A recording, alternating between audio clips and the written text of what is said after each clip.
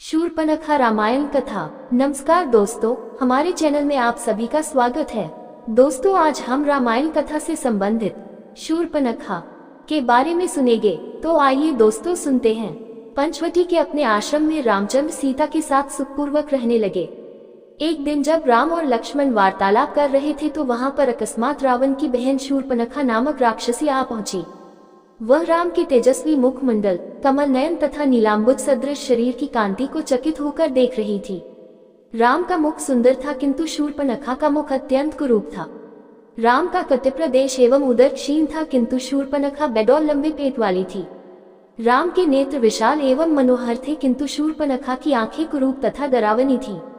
राम की वाणी मधुर थी किंतु शूर्पणखा भैरवनाद करने वाली थी। राम का रूप मनोहर था किंतु शूर्पणखा का रूप विभत्स एवं विकराल था। उन्हें देखकर उसके हृदय में वासना का भाव जागृत हो उठा। इच्छानुसार रूप धारण करने वाली वह राक्षसी मनोहर रूप बनाकर राम के पास पहुंची और बोली, तुम कौन हो? राक्षसों के इस देश में तुम कैसे आ गए? तुम्हारा वेश तो तपस्वियों जैसा है किंतु हाथों में धनुष बाण भी है, साथ में स्त्री भी है। ये बातें परस्पर विरोधी हैं। तुम मुझे अपना परिचय दो। राम ने सरल भाव से कहा, हे देवी, मैं अयोध्या के चक्रवर्ती नरेश महाराजा दशरथ का ज्येष्ठ पुत्र राम हूँ। मेरे साथ मेरा छोटा भाई लक्ष्मण और जनकपुरी के महाराज जनक की राजकुमारी तथा मेरी पत्नी सीता हैं। पिताजी की आज्ञा से हम 14 वर्ष के लिए वनों में निवास करने के लिए आए हैं। यही हमारा परिचय है। अब तुम अपना परिचय देकर मेरी इस जिज्ञासा को शांत करो, क्योंकि मुझे प्रतीत होता है कि तुम कोई इच्छानुसार रूप धारण करने वाली राक्षसी हो।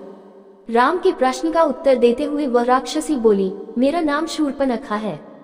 मैं लंका के नरेश परम प्रतापी महाराज रावण की बहन हूँ। समस्त संसार में विख्यात विशालकाय कुंभकर्ण और परम नीतिवान विभीषण भी मेरे भाई हैं। वे सब लंका में निवास करते हैं। पंचवटी के स्वामी अत्यंत पराक्रमी खर और दूषण भी मेरे भाई हैं। संसार में शायद ही कोई वीर ऐसा होगा जो इन दोनों भाइयों के साथ समरभूमि में युद्ध करके उन्हें पराजित कर सके। मैं सर्व प्रकार से संपन्न हूँ और अपनी इच्छा तथा शक्ति से समस्त लोकों में विचरण कर सकती हूँ। ये तुम्हारी पत्नी सीता मेरी दृष्टि में कुरूप, ओछी, विकृत मानवी है और तुम्हारे योग्य नहीं है।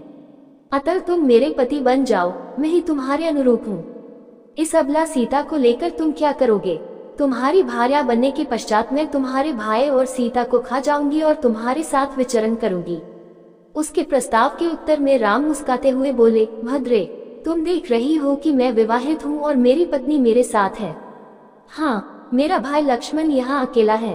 वह सुंदर, शीलवान एवं बल पराक्रम से संपन्न है। यदि तुम चाहो तो उसे सहमत करके उससे विवाह कर सकती हो। राम का उत्तर सुन शूर्पणखा ने लक्ष्मण के पास जाकर कहा, हे राजकुमार, तुम सुंदर हो और मैं युवा हूँ। तुम्हारे इस सुंदर रूप के योग्य मैं ही हूँ, अतः मैं ही तुम्हारी परम सुंदरी भार्या हो सकती हूँ। मुझे अंगीकार कर लेने पर तुम मेरे साथ इस दंडकारण्य में सुखपूर्वक विचरण कर सकोगे। शूर्पणखा के इस विवाह प्रस्ताव को सुनकर वाक्पटु लक्ष्मण ने कहा, सुंदरी, मैं राम का एक तुच्छ सा दास हूँ। मुझसे विवाह करके तुम केवल दासी कहलाओगी। अच्छा यही है कि तुम राम से ही विवाह करके उनकी छोटी भार्या बन जाओ। तुम्हारा रूप सौंदर्य उन्हीं के योग्य है। लक्ष्मण के परिहास को न समझकर शूर्पणखा ने उसे अपनी प्रशंसा समझा। वह पुनः राम के पास जाकर क्रोध से बोली, हे राम, इस कुरूपा सीता के लिए तुम मेरा विवाह प्रस्ताव अस्वीकार करके मेरा अपमान कर रहे हो। इसलिए पहले मैं इसे ही मार कर समाप्त किए देती हूँ, फिर तुम्हारे साथ विवाह करके मैं अपना जीवन आनंद पूर्वक व्यतीत करूंगी। इतना कहकर प्रचंड क्रोध करती हुई शूर्पणखा विद्युत वेग से सीता पर झपटी। राम ने उसके इस आकस्मिक आक्रमण को तत्परता पूर्वक रोका और लक्ष्मण से बोले, हे वीर, इस दुष्टा राक्षसी से अधिक वाद विवाद करना या इसके साथ हास्य विनोद करना उचित नहीं है। इसने तो जानकी की हत्या ही कर डाली होती। तुम्हें इस कुरूपा और कुलटा राक्षसी को उसके किसी अंग से विहीन कर देना चाहिए। राम की आज्ञा पाते ही लक्ष्मण ने तत्काल खड्ग निकाला और दुष्टा शूर्पणखा के नाक कान काट डाले। पीड़ा और घोर अपमान के कारण रोती हुई शूर्पणखा अपने भाइयों खरदूषण के पास पहुंची और घोर चीत्कार करके उनके सामने गिर पड़ी।